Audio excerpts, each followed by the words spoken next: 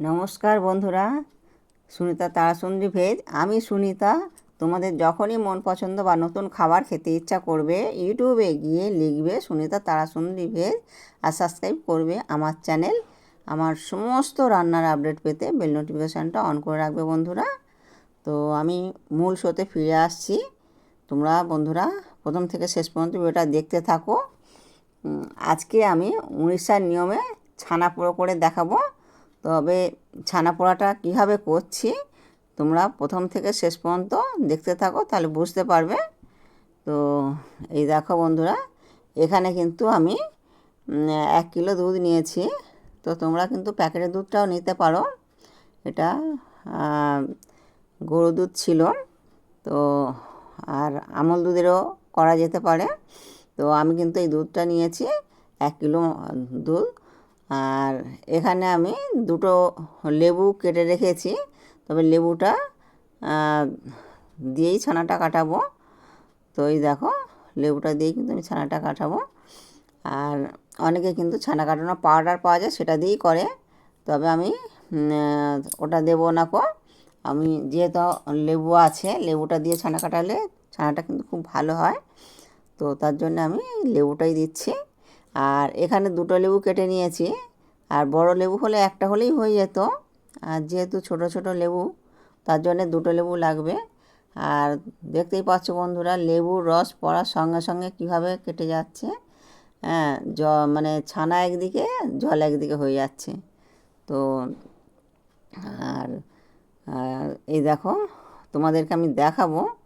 তো দেখো, ছানাটা সম্পূর্ণভাবে আলাদাভাবে কেটে গেছে, আর জলটা কিন্তু সম্পূর্ণ আলাদা।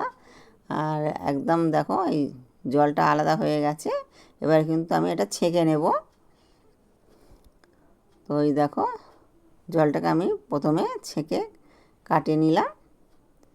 তো দেখতেই পাচ্ছ একদম মানে সম্পূর্ণ জল। আর যেহেতু আমি লেবু দিয়ে ছানাটা কাটিয়েছি, তার জন্য কিন্তু একটু ধুয়ে নিচ্ছি, টক ভাবটা কেটে যাবে। আর এই দেখো, জড়ো জড়ো হয়ে গেছে। তো তার জন্যে আমি এটাকে একটু ভালো করে হাতের সাহায্যে মাখিয়ে নিচ্ছি। আর এতে কি কি উপকরণগুলো দেব সেগুলো তোমরা দেখতে থাকো। মানে বাড়িতে থাকা উপকরণ দিয়েই কিন্তু আমরা এই ছানাটা কাটিয়ে নিতে পারবো। আর এখানে দেখো, আমি সুজিটা পেস্ট করে রেখেছিলাম, 3 চামচ সুজি দিলাম। তো আর এমনি গোটা সুজিও দেওয়া যেতে পারে পেস্ট না করেও। তো আমি পেস্ট করেই দিলাম। তো পেস্ট করে দিলে আরও বেশি সুন্দর খেতে লাগবে। আর সময়টা যেহেতু আমার হাতে বেশি নেই, তার জন্য আমি সঙ্গে সঙ্গে করে নেব। তার জন্য কিন্তু আমি দিলাম। আর আমল দুধ 3 চামচ দিলাম। আর এখানে 4 চামচের মতন পেস্ট করা চিনিটা দিলাম। আর 2টো এলাচকে গুঁড়ো করে দিয়ে দিলাম। এলাচটা দিলে খেতে খুবই টেস্টি হবে। আর চিনিটাও পেস্ট করে দিলাম। তবে এই পেস্ট করে দিলে পরে এটা কিন্তু মানে সঙ্গে সঙ্গে করে নেওয়া যাবে। আর যদি পেস্ট করে না রাখা যায়, তাহলে কিন্তু ওটা বেশ কিছুক্ষণ রাখতে হয়। আর 2 চামচ ঘি দিয়ে দিলাম। তো চিনিটা গলতে সময় দিতে হবে, সুজিটা গলতে সময় দিতে হবে। তো এটা কিন্তু আমি 10 মিনিটের মতন রাখবো। 10 মিনিট অতও লাগবে না। আর 10 মিনিট রাখলে তো ভীষণ সুন্দর হয়ে যাবে। আর যদি ওই গোটা চিনিটা দেওয়া যায়, একটু সময়টা বেশি লাগে।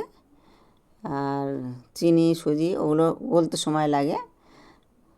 আর এই পেস্ট করে দিলে খেতেও খুব সুন্দর লাগবে, খুবই টেস্টি হবে। তো দেখো বন্ধুরা, এবারে এটা আমি 10 মিনিটের মতন রেখে দেবো ঢাকা চাপা দিয়ে। 10 মিনিট পরে আমি ফিরে আসবো। ওই দেখো, 10 মিনিট পরে ফিরে এলাম। তো এখানে আমি একটা পেপার নিয়েছি, মানে ডবল করে পেপারটা নিয়েছি নিয়ে। আর আমি দেখো, মানে এটা একটা মোটা বাটি ছিল, আমি এই বাটিতেই করে নেব। তো এর মধ্যে একটু ঘি দেবো। একটু ঘি দিয়ে ঘিটা ভালো করে মাখিয়ে নেব।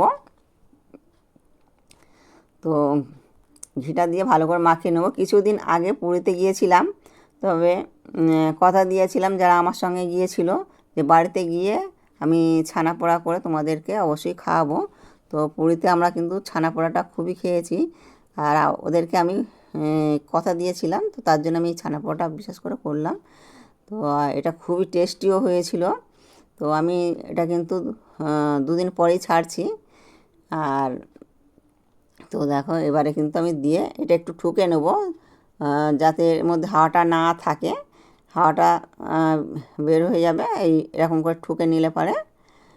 আর প্রেসার কুকার নিয়েছি, এতে 1 কিলোর মতন লবণ দিয়েছি, আর স্ট্যান্ড বসিয়ে দিচ্ছি এর মধ্যে।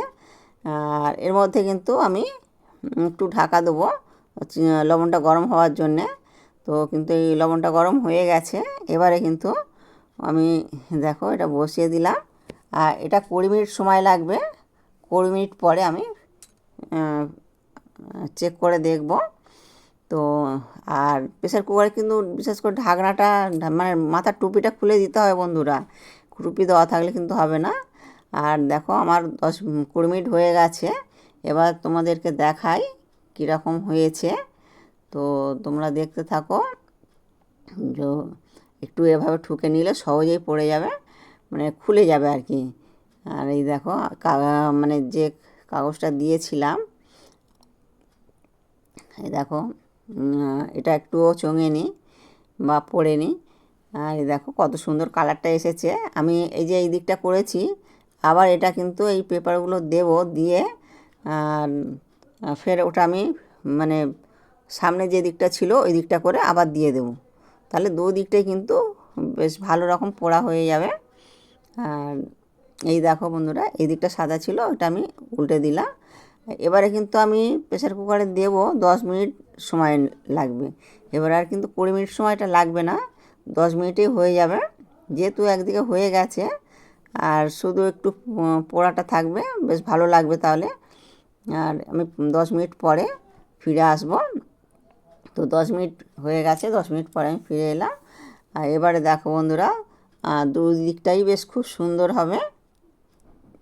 তো আর এরকম করে যদি মানে বাড়িতে করা যায়, তো সকলেই কিন্তু খুব খুশি মনে মানে এটা খাবে। আর আমি 100% গ্যারান্টি দিচ্ছি, এটা ভীষণ ভীষণ সুন্দর খেতে হয় বন্ধুরা। তো এবারে কিন্তু আমি এটা কেটে দেখাবো তোমাদেরকে। তো এই দেখো দুদিকটা দেখো কতটা সুন্দর হয়েছে। আমার এই সহজ রেসিপিগুলো দেখে যদি ভালো লাগে, তাহলে প্লিজ আমার চ্যানেলে সাবস্ক্রাইব করবে, আর বেশি বেশি করে শেয়ার করবে বন্ধুরা। এই দেখো বন্ধুরা কতটা সুন্দর হয়েছে, আর এটা খুবই টেস্টি হবে। তো তোমরা একবার হলেও এটা করে দেখবে, খুব ভালো লাগবে। তো এবারে আমি সুন্দরভাবে শেপ করে নেব, চৌকো চৌকো করে। তো তোমরা অন্যরকমও শেপ করে নিতে পারো, আমি কিন্তু চৌকো চৌকো করেই এটা শেপ করে কেটে নেব। আর বন্ধুরা তোমরা লাইক কমেন্ট করবে।